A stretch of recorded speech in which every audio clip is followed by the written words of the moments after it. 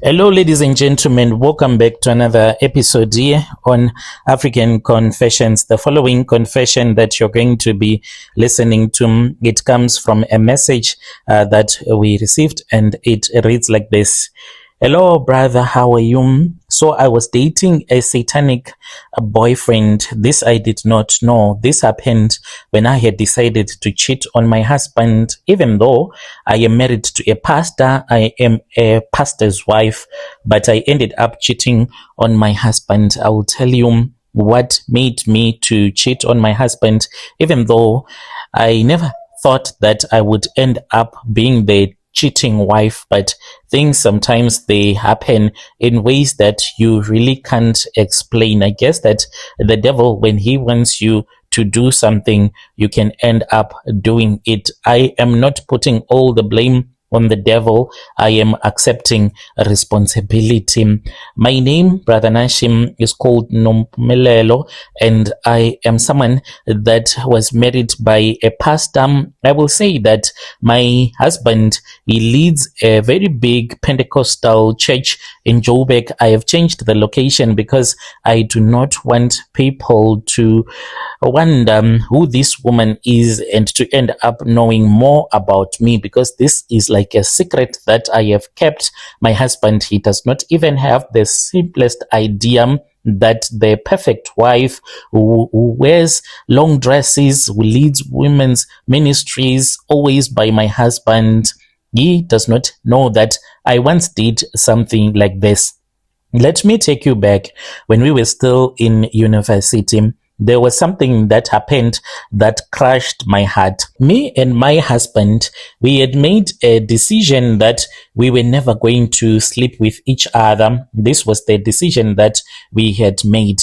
But then my husband, he would go to my best friend, and my best friend, she was someone that was already dating a lot of men, and she was sleeping around. So my husband, who was then my boyfriend, knew about this because we used to gossip when we were together. Then I would gossip with him and tell him some of the things that my best friend was doing that I did not like, even though I still kept her by my side because we had gone to the same primary school, the same high school, and we were like sisters. So my boyfriend did not tell me. What he did not tell me at that time was that he wanted to sleep with a woman. He pretended as if the plan that we had, we were going to follow through on that plan. If he had told me, at least I could have understood him, because he is a man, right? He could not wait until we could have gotten married. So since we still had a lot of things, because when we started dating, we wrote down the things that we wanted to achieve in life first before we could start the thing of marriage. So he did not come to me and tell me that I was not giving it to him like he had expected a woman to give it to her boyfriend, even though we had our own love covenant. And then he went to my best friend. When he went to my best friend, that was when he started complaining that I did not sleep with him. He wanted to know how it felt like to sleep with a woman. All of a sudden, that was when my best friend started to talk more about sex, how important it is to keep a man in your life. These were things that we never spoke about. Me and my friend, she would do her stuff and I would not get involved in any of her stuff. So why all of a sudden was she trying to lecture me, trying to tell me that I was supposed to start sleeping with my own boyfriend? So I would open up Bible verses and then I would show her that no, one is supposed to get married first before they get involved in anything that has to do with sex. So then my friend ended up sleeping with my boyfriend. The pain that I felt, I don't even know how to explain it to you. I found them, they were in bed, totally naked, and my friend was the one that was on top. It was the most painful thing that I had ever witnessed in my entire life, and I'm still trying to recover. So I just walked out. And when I walked out, my boyfriend, he chased after me in his car. He forced me in his car and he said that I was not supposed to make a scene, which meant that I did not heal, Brother Nash. I did not heal at all. He took me back to his apartment and he apologized in front of my friend and me and my once best friend. We stopped being friends. And he told me that because I had not been sleeping with him, that is why he had ended up sleeping with my best friend. It was a very painful experience. He never gave me an opportunity to recover. And as for the apology, it only came in front of the woman that had hurt me. So you see, even though I accepted the apology because I made my own calculations and I said that I'm not going to throw my husband away because of this. Let me just keep him. He was already considered a husband to me in church, even though we were not sleeping with each other because we had been dating for a very long time. So fast forward, after we had been able to do the things that we had said we are going to do, A, B, C, in our lives before we could get married, then finally we got married.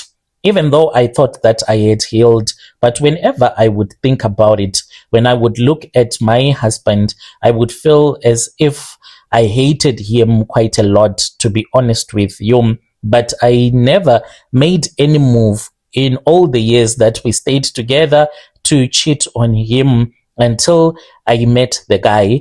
This was in the year 2013. It was in 2013 when I fell pregnant. I fell pregnant with our second child because soon after we had gotten married, then I quickly fell pregnant for my husband. In the second pregnancy, during that pregnancy, the hate that I had for my husband because of the pain that he had brought into my life, it kept on increasing. I don't know how to explain it to you, but when I would look at him, I would feel as if I can just vomit because of the hatred that I had towards him. My body was changing. As my body was changing, I was also being overwhelmed by a desire to have sex day and night. That pregnancy, it was like that. It made me to crave for sex non-stop. And now I am staying with a man that I hate. When he would touch me, I would feel like I want to vomit. I would not even try to force myself to vomit.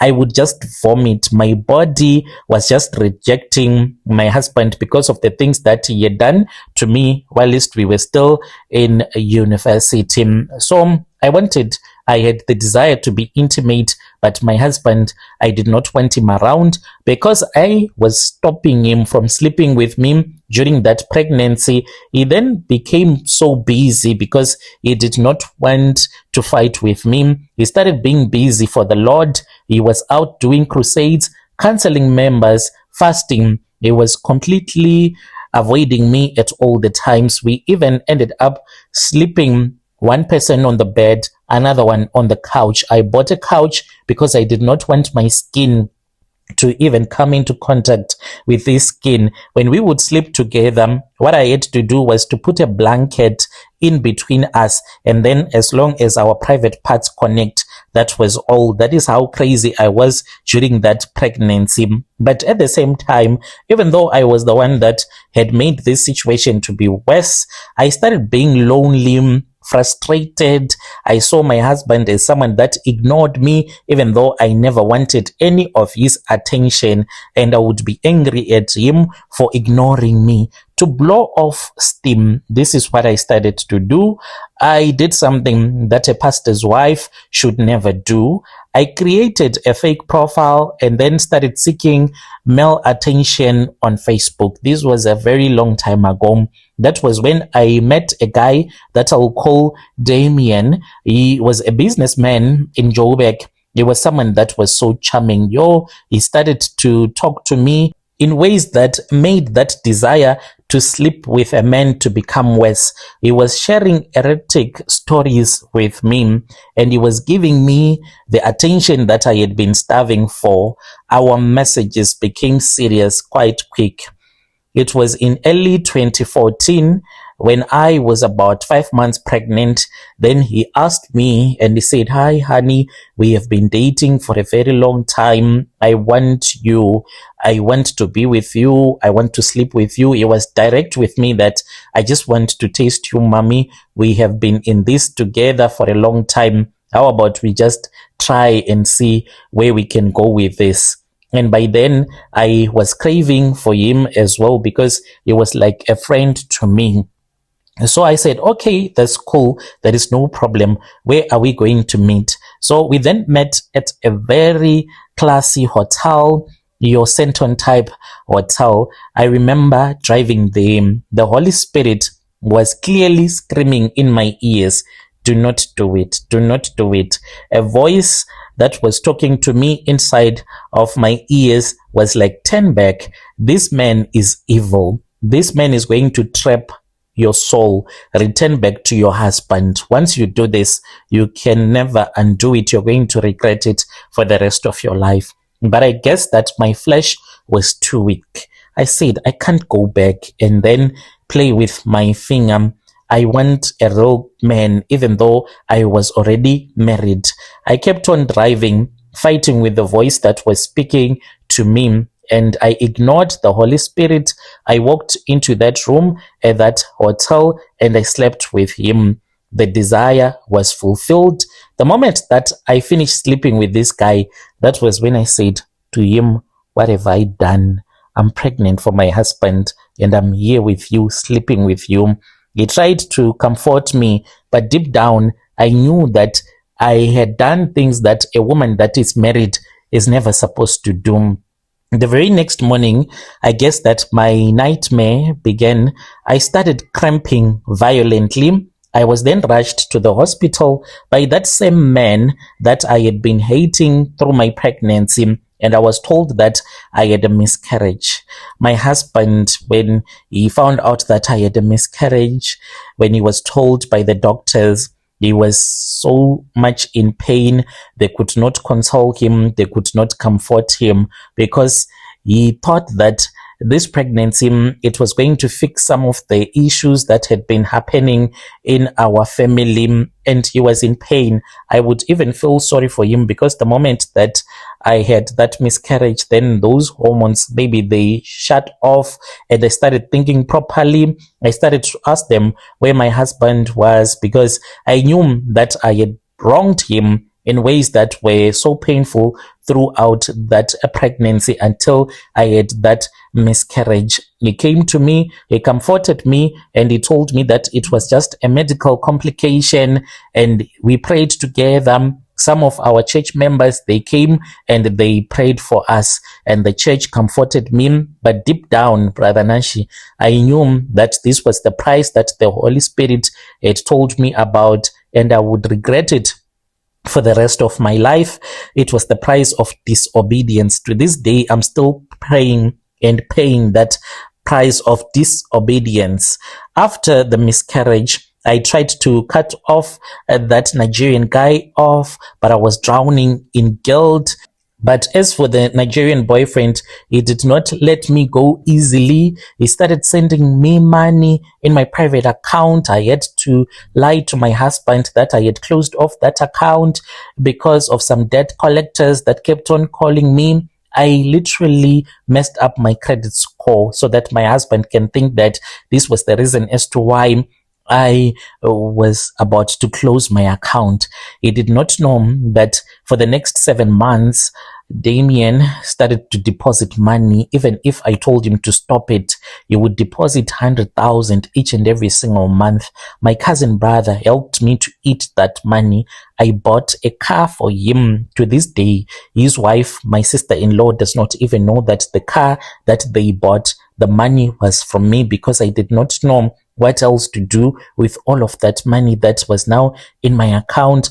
I was so confused. I did not like the guy anymore because I was scared that he was using me for rituals. So I told my brother that there was some money that I wanted him to spend for me. Later on, I would come and collect it from him. I was terrified, and I did that secret, bought expensive clothes and gave it some to my other relatives, hid the money from my husband until it was finished. A year later, when that money was finished, when I was deep in prayer and a fasting session at church, that was when I fell into a trance and the Holy Spirit opened my eyes.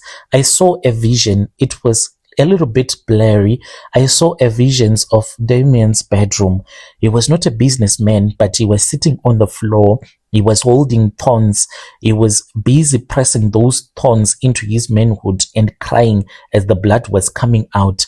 And I saw that he had a clay pot in front of him. And I heard a voice that said to me, that is the blood of your child that you were carrying, and you sacrificed your child for the love of money and for the adultery that you did with this godless man. He did not give me money, but he paid for my pregnancy. That is what he did. He was a high-ranking Satanist in Joburg. He was using different women. He would deliberately look for women that were pregnant, and he would know that this woman is about to fall pregnant, date them, sleep with them without using any condoms, and you would have sacrificed your unborn child. I have been silent since that time. This is like the first time to talk about this, and I'm even crying right now because the guilt is back in my life. I spent 700,000 that my husband has no idea about, because this was the only way I thought to protect this secret from my husband, so that he will never know that this is what I did.